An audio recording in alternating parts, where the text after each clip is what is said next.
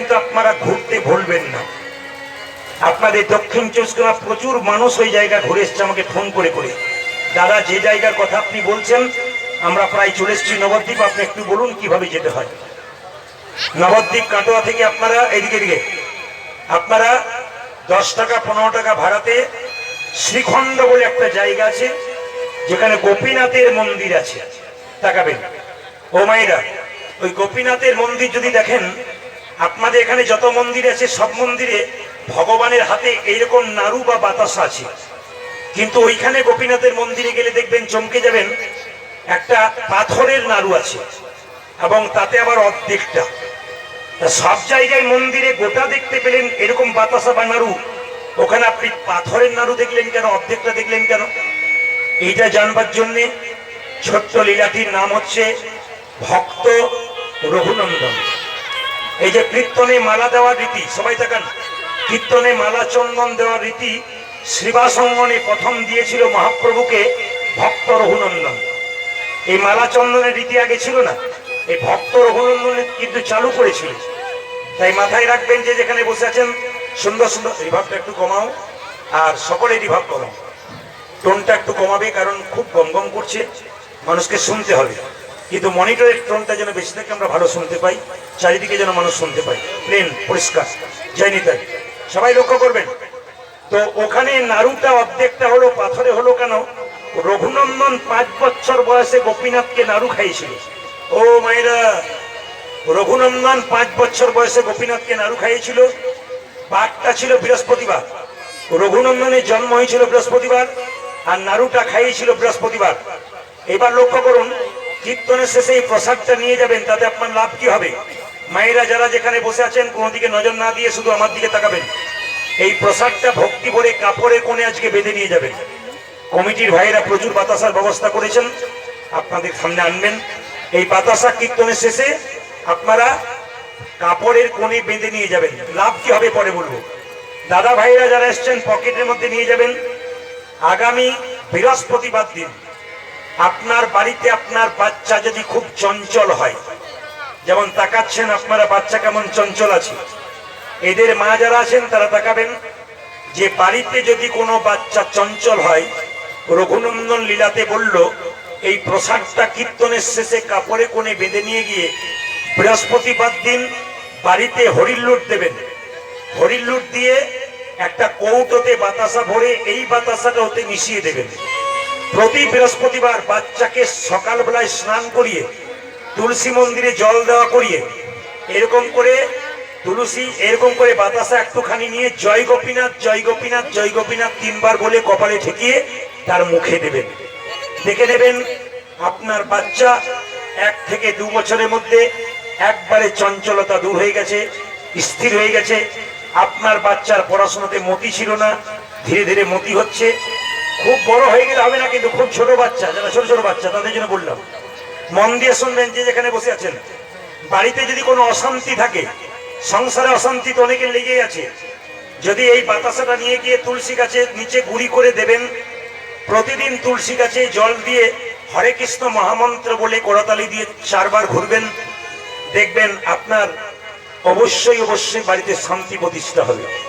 যদি বাড়িতে কোনো অসুস্থ ব্যক্তি হাঁটু ব্যথা কোমর ব্যথা লেগেই আছে, দেখবেন এরকম হয়, কষ্ট পাচ্ছে কিন্তু ওষুধ খাচ্ছে, ভালো হচ্ছে আবার হচ্ছে না। যদি জয় গোপীনাথ বলে তুলসী মন্দিরে তাকে বসিয়ে এই প্রসাদটা তুলসী পাতা দিয়ে খাওয়াতে পারেন, তাহলে তার অনেকটা কষ্ট দূর হয়ে যাবে। তাহলে আজকে আপনারা বাতাসা প্রসাদ কীর্তনের শেষে নেবেন। তার আগে বলে রাখি, যে যেখানে বসে আছেন লীলাটির নাম হলো ভক্ত রঘুনন্দন। 5 বছর বয়সে গোপীনাথকে নাড়ু খাইয়েছিল। আগে জেনে নিন রঘুনন্দনের জন্ম কি বার ছিল? বৃহস্পতিবার। জোরে বলুন কি বার বললাম? বৃহস্পতিবার। ওই দিন কিন্তু বাড়িতে সরস্বতী পুজো ছিল। ওই সরস্বতী পুজোর দিনে রঘুনন্দন জন্ম নিয়েছিল। তার আগে জন্মের কাহিনীর আগে শুনতে হবে, রঘুনন্দনের বাবারা 2 ভাই ছিল, মুকুন্দ সরকার আর নরহরি সরকার। ও মায়েরা, শ্রীখণ্ডে গেলে দেখতে পাবেন রঘুনন্দনের বাবার নাম মুকুন্দ, কাকার নাম নরহরি সরকার। তো রঘুনন্দনের যখন জন্ম হয় নাই, তখন মুকুন্দ সরকার কবিরাজি চিকিৎসা করতো, খুব একটা নাম ডাক ছিল না। তার ভাই নরহরি সে তার সঙ্গে কম্পাউন্ডারি করতো। একদিন বলল, দাদা একবার শিবাসঙ্গনে মহাপ্রভুকে দেখতে গেলে হয় না? তখন বড় ভাই মুকুন্দ বলছে, হ্যাঁ যাবো ঠিক কথা, কিন্তু এত রাস্তা হেঁটে যাবি কি করে? এখনকার দিনে যেমন টোটো অটো গাড়ি চারদিকে পাচ্ছেন, তখন তো সব ছিল না, হেঁটে হেঁটে তীর্থস্থানে যেত মানুষ। তো তখন বলছে এত রাস্তা যাবি কি করে? ছোট ভাই বলছে, দাদা যদি হরিনাম করতে করতে চলে যাওয়া হয় রাস্তা অনেক খাটো হয়ে যায়। ভক্তমন্ডলী ভক্তিমতী মায়েরা দেখবেন, যখন অনেক রাস্তা হেঁটে যাবেন, হরে কৃষ্ণ নাম করতে করতে চলে যাবেন, আপনার রাস্তা মনে হবে অনেক কমে গেছে। তাই টেনশন মুক্ত হতে গেলে কৃষ্ণ নাম করুন, আপনার টেনশন মুক্তি হবে। তো দু ভাই মিলে, আগে যাচ্ছে মুকুন্দ, পেছনে যাচ্ছে নরহরি, দুজনে মিলে কীর্তন গাইতে গাইতে চললো কোথায়? শ্রীবাসঙ্গনে মহাপ্রভুকে দেখবার জন্য। চলুন আমরা সবাই মিলে যাই, আপনারা চলুন। আগে যাচ্ছে মুকুন্দ সরকার, পেছনে যাচ্ছে নরহরি। কি বলতে বলতে যাচ্ছে? কৃষ্ণ কেশব কৃষ্ণ কেশব কৃষ্ণ কেশব তাই নাম, রাম রাঘব রাম রাঘব রাম রাঘব রক্ষক। হরে কৃষ্ণ হরে কৃষ্ণ কৃষ্ণ কৃষ্ণ হরে হরে, হরে রাম হরে রাম রাম রাম হরে হরে। সবাই মিলে চলুন মহাপ্রভু কৃপা পাবার জন্য। মুকুন্দ যাচ্ছে বড় ভাই, ছোট ভাই নরহরি কিভাবে যাচ্ছে? কৃষ্ণ কেশব কৃষ্ণ কেশব কৃষ্ণ কেশব তাই নাম, রাম রাঘব রাম রাঘব রাম রাঘব রক্ষক। হরে কৃষ্ণ হরে কৃষ্ণ কৃষ্ণ কৃষ্ণ হরে হরে, হরে রাম হরে রাম রাম রাম হরে হরে। কৃষ্ণ কেশব রাম রাঘব রাম রাঘব রাম রাঘব রক্ষক। পুরো ধরি হরে কৃষ্ণ কৃষ্ণ কৃষ্ণ হরে হরে, হরে রাম হরে রাম রাম রাম হরে হরে। কৃষ্ণ কেশব কৃষ্ণ কেশব কৃষ্ণ কেশব তাই নাম, রাম রাঘব রাম রাঘব রাম রাঘব রক্ষক। কৃষ্ণ হে তাই গৌর হরি হরি বল।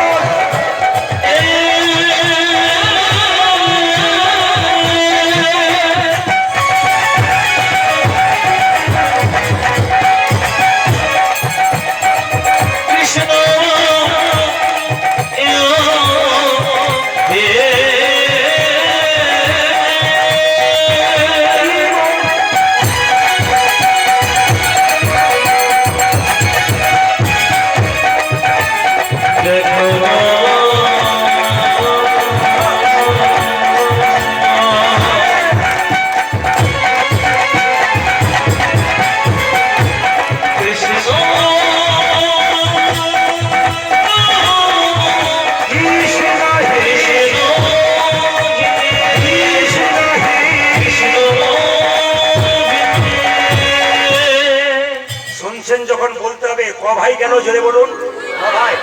বাহ, খুশি খুশি। বড় ভাইয়ের নাম মুকুন্দ, ছোট ভাইয়ের নাম নরহরি। এইদিকে দেখাবেন, দু ভাই মিলে, বিভাগ বেশি হচ্ছে আমার, দু ভাই মিলে বড় ভাই এরকম করে দাঁড়িয়ে আছে, ছোট ভাই পেছনে দাঁড়িয়ে আছে। বলবেন আপনারা, যে গাছে ফল ধরে সেই গাছটা ডালগুলো উঁচু দিকে যায় না নিচের দিকে যায়? জোরে বলুন। দু চারজন উঁচু দিকে বলছেন তো। যে গাছে ফল ধরে সেই গাছের ডালটা উঁচু দিকে না নিচে দিকে? জোরে বলুন। তার মানে ভক্ত যারা হয় তাদের ভক্তি কেমন হয়? হরে কৃষ্ণ। দেখে নেবেন আপনারা, এখানে অনেকেই আছেন চোখ মুখ দেখলেই বুঝবো প্রেম আছে ভগবানের প্রতি। হরে কৃষ্ণ, জয় নিতাই জয় নিতাই। দেখবেন আপনি নবদ্বীপ নদিয়া চলে যান, মালদা চলে যান, ওইদিকে গান করলে না, একটু প্রেমের কথা বললে মানুষ আসলে দৌড়ে এসে একবার নিতাই গৌর হরিবল বলে পাগলের মধ্যে কাঁদতে থাকে, আসলে স্থির হয়ে যায়। তাই ভক্তের ভক্তি কেমন মা? এইরকম। সবাই তাকাবে। সোনার কলসি যতই দামি হোক, একজনের কাছে তাকে মাথা নিচু করতে হয়। জোরে বলুন, কার কাছে মায়েরা? গ্লাসের কাছে। আপনি কয়েকশো কোটি টাকার মালিক হতে পারেন, ভগবানের চরণে কিন্তু আপনাকে মাথা নিচু করতেই হবে। যদি না করেন তবে শেষ সময় আপনাকে কষ্ট পেতে হবে। তাকাবেন মায়েরা, মুকুন্দ নরহরি এরকম করে চুপচাপ দাঁড়িয়ে আছে। মহাপ্রভু সব জানতে পারে। কেন? ভক্ত যদি কাই মনে কোনো বাঞ্ছা করে, ভগবানের সাধ্য নাই সেই বাঞ্ছা নাই করে। মহাপ্রভু জানতে পেরে শিবাসকে বলল, শিবাস দু ভাই আমাকে দেখতে এসছে, বড় ভাই আর ছোট ভাই। ওদের দু ভাইকে দেখা দেবার জন্য চলো না একবার সুরধনী তীর দিয়ে কীর্তন করতে করতে চলে যাই, ভক্তের মনে ইচ্ছা পূর্ণ করি। ও মায়েরা, যদি ভগবানের কাছে ঠিক মতো চাইতে পারেন, ভগবান আপনাকে দেবে। কি চাইবেন? টাকা না। দরখাস্তের বয়ান যদি ভালো লেখা হয়, পারমিশন তাড়াতাড়ি হয়। প্রশ্ন করবেন ভগবানের কাছে দরখাস্ত কেমন ভাবে দেবেন? চোখের জলকে কালি করে, হৃদয়টাকে পাতা করে কেউ যদি প্রেমের ভাব নিয়ে ভগবানের কাছে লিখতে পারে, বাবা, পারমিশন কিন্তু তাড়াতাড়ি হয়। সবাই লক্ষ্য করুন, মুকুন্দার নরহরি যখন দাঁড়িয়ে আছে, মহাপ্রভু তখন শিবাসকে বলে, চলো চলো চলো চলো চলো, আমরা সুরধনী তীর দিয়ে কীর্তন করতে করতে চলে যাই। আমাকে একবার ওরা দু ভাই দেখে নিক, দেখবার জন্য এসেছে, আমার কৃপা পাবার জন্য এসেছে। মহাপ্রভু কীর্তন করতে করতে চলে যাচ্ছে, আর দু ভাই মিলে দেখুন এরকম করে দাঁড়িয়ে দাঁড়িয়ে মহাপ্রভুকে দেখছে। এই দেখুন, সুরধনী তীরে তীর মহাবিলসয় সমবায় বালক সঙ্গে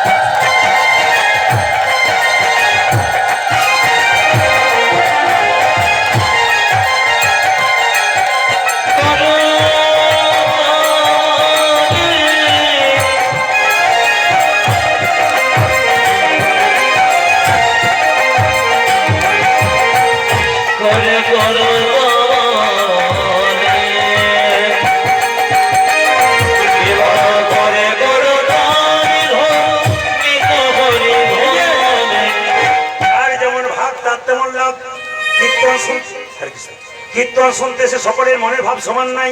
মহাপ্রভুকে দেখছে দু ভাই, মহাপ্রভু নৃত্য করছে গঙ্গার তীরে। ছোট ভাই বলছে, দাদা আমি কি দেখছি জানো? কি দেখছিস? ওই তো আমার ঘোড়া,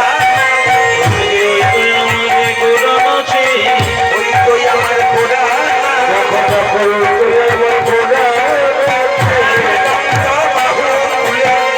ওই তো আমার ঘোড়া,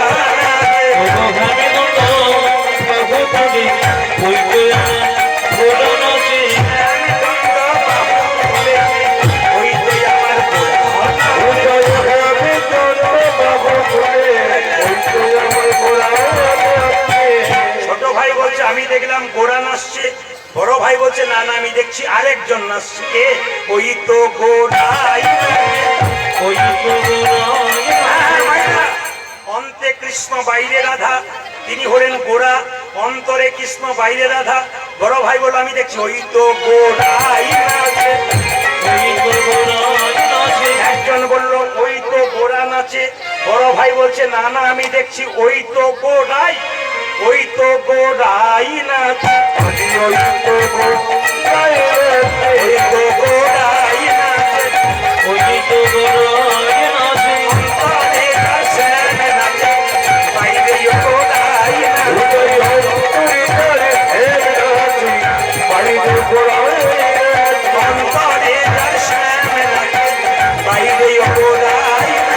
অন্তরে নাচে নাচে, বাইরে গোড়াই নাচে। সুরধনী তীরে তীর মহাবিলসয় সমবায় বালক সঙ্গে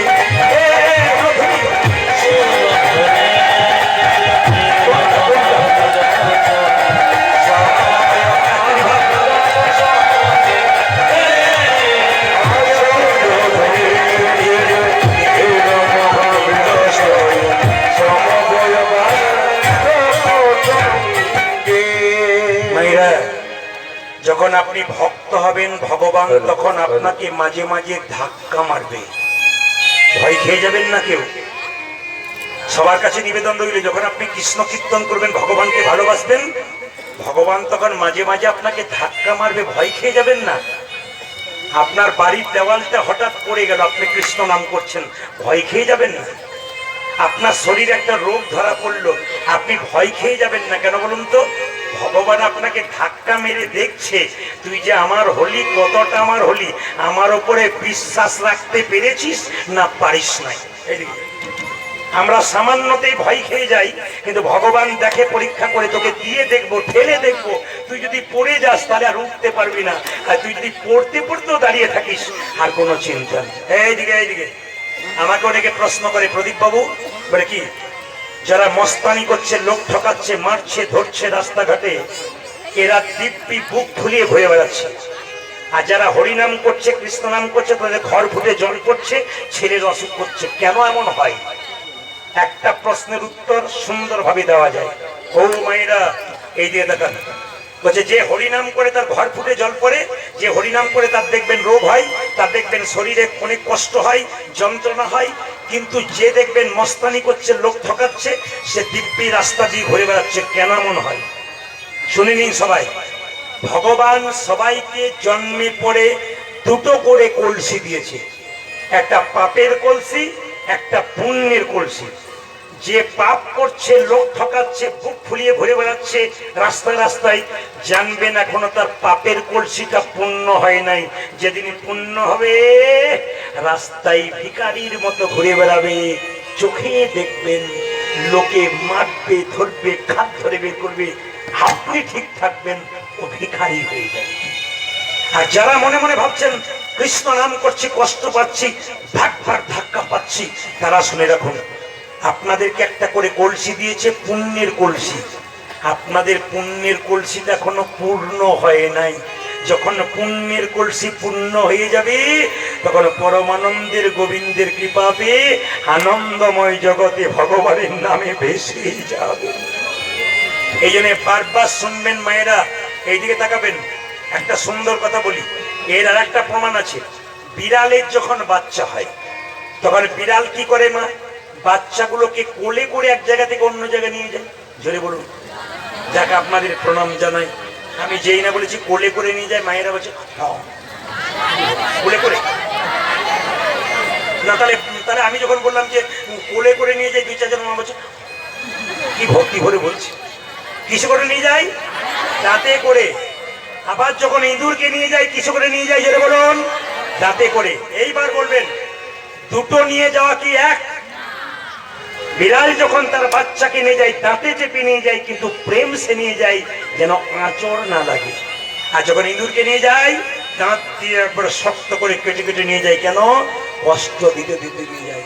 যারা হরিনাম করে না, কৃষ্ণ নাম করে না, হরির বিরুদ্ধে যায়, মস্তানি করে বেড়ায়, তাকে দেখবেন বিড়াল যেমন ইঁদুরকে কষ্ট করে, মানে কষ্ট দিয়ে নিয়ে যায়, সেরকম কষ্ট করে নিয়ে নরকে নিয়ে যাবে।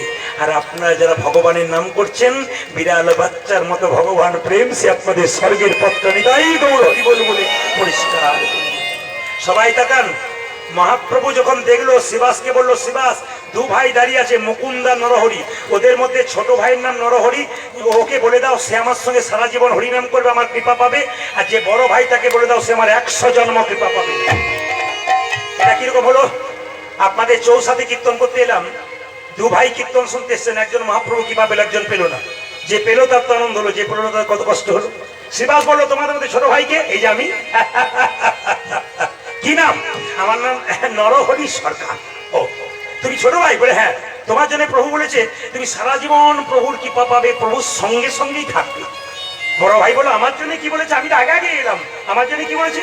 তোমার জন্য প্রভু বলেছে তুমি 100 জন্ম কৃপা পাবে না, তুমি 100 জন্ম সঙ্গ পাবে না। এটা কিরকম কথা? যেই না বড় ভাইকে বলেছে শিবাস ঠাকুর যে তুমি 100 জন্ম কৃপা পাবে না, বড় ভাই নাচতে শুরু করেছে, যাই গো যাই গো। সঙ্গে সঙ্গে মুকুন্দ, শিবাস মনে মনে ভাবলো বেটার মাথা খারাপ হয়ে গেছে। বলে কেন? 100 জন্ম কৃপা পাবে না বললে আর জয় গৌর বলে নাচতে শুরু করেছে। এই যায় এই যায় এই যায়, তোমাকে যে প্রভু বললো 100 জন্ম কৃপা পাবে না, তুমি নাচতে শুরু করেছে জয় গৌর বলে। সঙ্গে সঙ্গে শিবাস বলছে আমাকে যদি বলতো না আমি এখনই বিষ খেয়ে এখানে আত্মহত্যা করে দিতাম, তারপর যা হতো।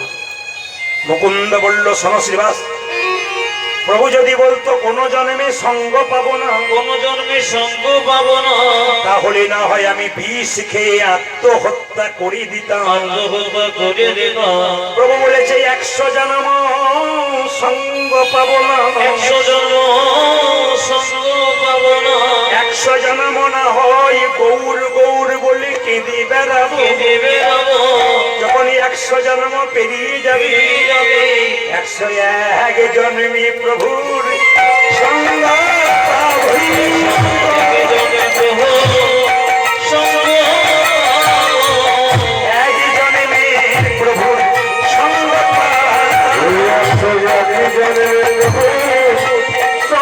পাবো। 100 জন্ম কেটে বেড়াবো, এক জন্মে প্রভুর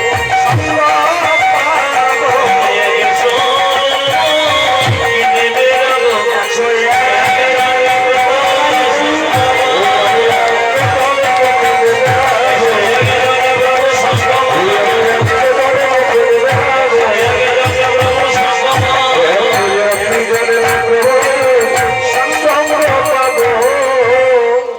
100 আস্তে আস্তে আস্তে আস্তে কীর্তন শুধু শুনলে হবে না, বুঝতে হবে। এর থেকে কি শিখলেন? ধৈর্য যার ভগবান তার, ধৈর্য যার নাই ভগবান তার নাই। ও মায়েরা, তরকারি কাটতে গিয়ে চঞ্চল হয়ে গিয়ে, সবজি কাটতে গিয়ে চঞ্চল হয়ে গেলে আপনি আঙুল কেটে ফেলবেন, কিংবা সবজি রান্না করতে গিয়ে দুবার নুন দিয়ে ফেলবেন, লোকের কাছে গাল পাবেন। চঞ্চল হলে চলবে না। কেন? 3 ঘন্টা কীর্তন শুনতে এসে আমাদের 6 বার উঠতে হয়, 6 বার বসতে হয়। আর মুকুন্দ সরকার বলল আমি 100 জন্ম ধরে গৌর বলে কাঁদবো, 101 জন্মে তো কৃপা পাবো। শত ভাইয়ের দাদা দুর্যোধন চঞ্চল ছিলেন, উনি ভগবান হারালেন। আর পঞ্চপাণ্ডবের দাদা যুধিষ্ঠির স্থির ব্যক্তি ছিলেন, উনি ভগবান পেলেন। তাই আপনাদের কাছে নিবেদন রইল, যে যত স্থির ভাবে বুঝতে পারবেন তার ভগবানের কৃপা পাওয়ার সুযোগ বেশি থাকবে। এই জন্য হরিনামে স্থির হয়ে বসতে হয়। মন চঞ্চল হলে তার জীবনে কোনো উন্নতি নাই। মুকুন্দ সরকার যখন দেখলো আমাকে কৃপা করলো না, ভাইকে কৃপা করলো, চোখের জলে ভাসছে। সবাই জানেন ভগবান সব সহ্য করতে পারে, চোখের জল সহ্য করতে পারে না। মুকুন্দকে ডেকে বলছে মুকুন্দ, মহাপ্রভুকে প্রণাম করে মুকুন্দ বলছে প্রভু তুমি আমার ভাইকে কৃপা করলে, আমাকে করলে না। বলছে শোনো মুকুন্দ, আসলে তোমরা তো দু ভাই মিলে যদি কীর্তন করতে চলে আসো, বাড়ির সবাই না খেয়ে মরবে, তখন আর কেউ হরিনাম করবে না। তাই তোমার ভাইকে তোমাকে পাঠিয়ে দিলাম, তোমার ভাইকে আমার সঙ্গে রাখলাম, তোমাকে শ্রীখণ্ডে পাঠিয়ে দিলাম। ও মায়েরা, মহাপ্রভু কৃষ্ণ বুদ্ধি দিচ্ছে দেখুন। প্রভু মুকুন্দ, বনের মধ্যে বড় বড় গাছ থাকলে ছোট ছোট গাছগুলোকে ঝড়ঝঞ্ঝা থেকে রক্ষা করে। এই সংসারে যারা বড় ভাই হয় তারা ছোট ভাইগুলোকে সবসময় ঝড়ঝঞ্ঝা থেকে রক্ষা করে। শোনো মুকুন্দ, তুমি বাড়ি ফিরে যাও, তুমি তো কবিরাজি চিকিৎসা করো, তোমার নাম ডাক নাই। এই দেখো তোমার মাথায় হাত দিয়ে আশীর্বাদ করে দিলাম, কাল থেকে বাড়ি গিয়ে তুমি যাকেই চিকিৎসা করবে তারই রোগ ভালো হয়ে যায়। ও মায়েরা, সবচাইতে আশ্চর্যের ব্যাপার আপনার শুনলে চমকে যাবেন, দাদা ভাইরা বেশি করে শুনবেন। ঝাড়খণ্ডে একটা জায়গায় আমি কীর্তন করতে গিয়েছিলাম, একজন লোক ছুটে এসে আসরে বসে গেছে। 10 জন লোক পেছন থেকে বলছে এইদিকে এইদিকে, ও কিন্তু শুনছে না, সামনে বসে গেছে। কীর্তন শেষ হয়ে গেল, আমাকে প্রণাম করছে। আমি কি ব্যাপার, ওরা এখনো দাঁড়িয়ে আছে, আপনি কি কোনো খারাপ কাজ করে ঢুকেছেন এখানে? বলছে না বাবা, আসলে আমি একজন মিস্ত্রি, মোটরসাইকেল গ্যারেজের মিস্ত্রি, কিন্তু আমি খুব ভক্ত মানুষ। খোল করতালে শব্দ শুনলে না আমি আর থাকতে পারি না। তবে মহাপ্রভু আমার হাতে যশ দিয়েছে, নাকি যারই কাজ করি তার নাকি কাজ ভালো হয়ে যায়। ওই জন্য যেখানে কীর্তন হয় পাগলের মতো ছুটে আসি। কীর্তন শেষ না হলে আমি ওর কাজ করব না, তাতে রাত 2টোতে গিয়ে করবো তবু আচ্ছা, কিন্তু হরি কথা শুনবো তারপর। এমনি এমনি হয় না। যারা আজকে কীর্তন শুনতে এসছেন কিছু মনে করবেন না, অজান্তে আপনার কৃপা হয়ে যাবে, আপনি বুঝতেই পারবেন না আপনার কখন মহাপ্রভুর কৃপা হয়ে গেল। এই জন্য কৃপা পেতে গেলে স্থির থাকতে হয়। মুকুন্দ, তুমি এক কাজ করো, তুমি শ্রীখণ্ডে ফিরে যাও, তোমার ভাই আমার সঙ্গে থাক।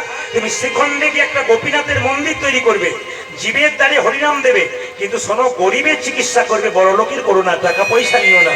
ও মুকুন্দ, দেরি করো না, তুমি শ্রীখণ্ডে যাও, ফিরে যাও, ফিরে যাও, শ্রীখণ্ডে ফিরে যাও।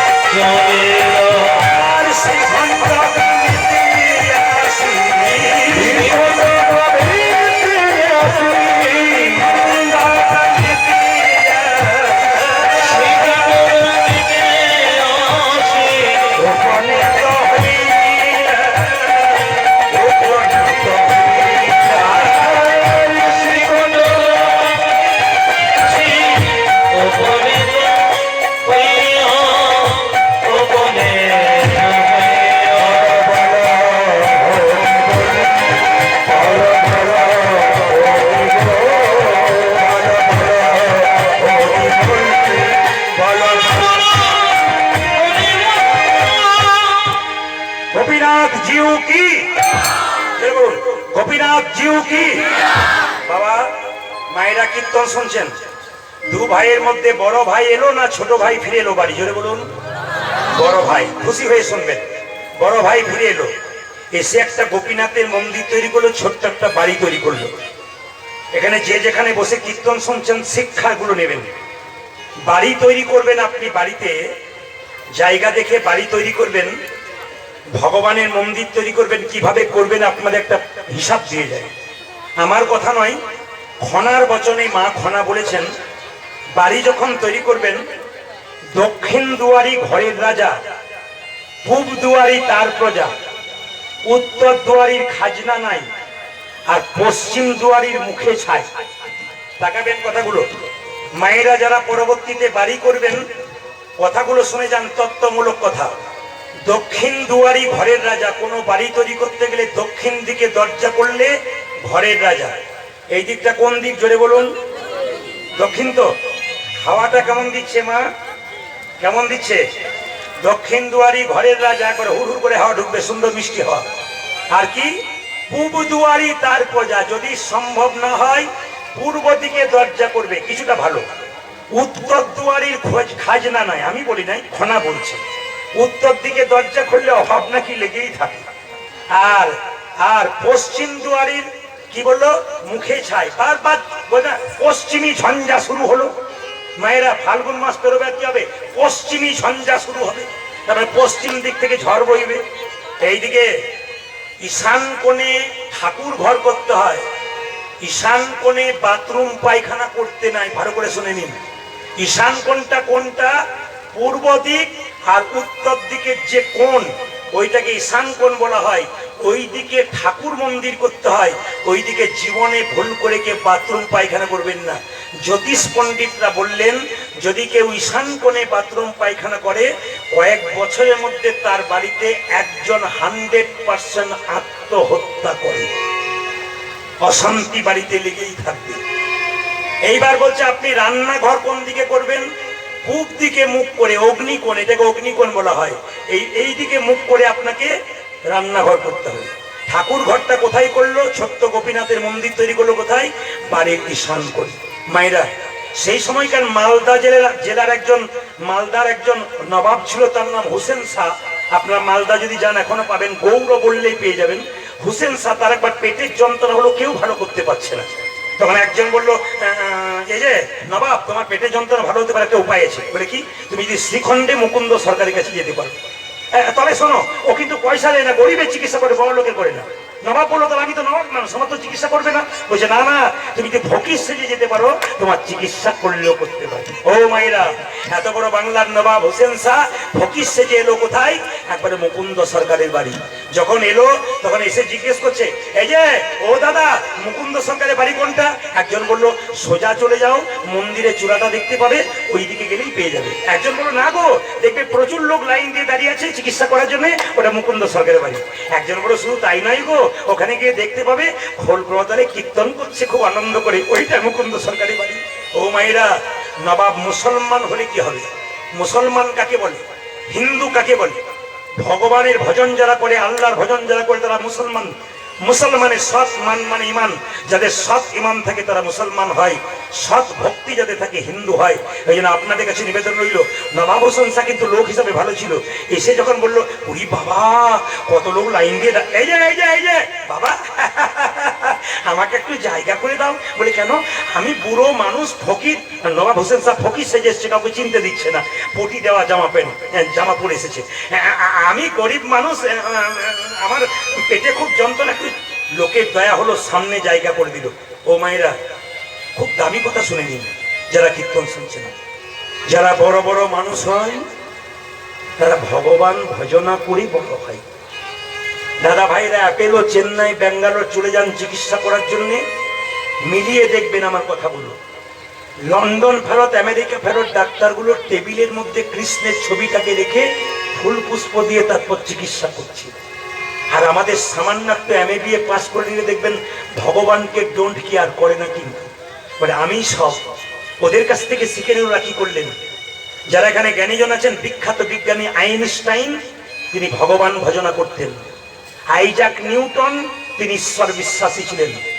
সচিন তেন্ডুলকরের পরে একজন বিখ্যাত ব্যাটসম্যান হলেন পৃথিবীর সবচাইতে রানে বড়, তিনি কে? তিনি হলেন বিরাট কোহলি এবং তার স্ত্রী অনুষ্কা। দেখবেন ভগবানের ভক্ত, ওরা দুজনেই নিরামিষ খায়, জীবনে আমিষ খায় না। ভারতবর্ষের যিনি ক্যাপ্টেন আছেন ক্রিকেটের, তিনি হচ্ছেন রোহিত শর্মা। চরিত্র ঘেটে দেখুন, আপনারা যারা এই সমস্ত আলোচনা করেন, চরিত্র ঘটনা আমি পড়ে দেখে নিয়েছি। রোহিত শর্মা জীবনে মাছ মাংস মুখে দেয় নাই। ঈশ্বর বিশ্বাস না হলে জীবনে কেউ বড় হতে পারে না। অনুকূল ঠাকুর যিনি পরম প্রেমময়, তিনি মায়ের কাছ থেকে দীক্ষা নিয়েছিলেন, মা বাবাকে ভালোবেসে বড় হয়েছিলেন। ভগবান বিশ্বাসী না হলে, ওই জন্য আমি বারবার বলবো, আপনাদের ছেলেগুলোকে কৃষ্ণ ভক্ত করুন, অবহেলায় হারিয়ে দেবেন না। এত চিৎকার করে আপনাদের সামনে বলার কারণটা কি? অবহেলায় ছেলেগুলোকে হারিয়ে দেবেন না। টাকা রোজগার করার মেশিন তৈরি করবেন না, কৃষ্ণ ভক্ত করুন। আপনি এমএ বিএ পাস করান, ডাক্তারি পাস করান, ইঞ্জিনিয়ার করুন, অবশ্যই করবেন, ওটা দরকার আছে। কিন্তু কৃষ্ণ ভক্ত করলে কি হবে? বিবেক আর চৈতন্য যাবে। এই যে অনেক ছেলে আছে এমএ বিএ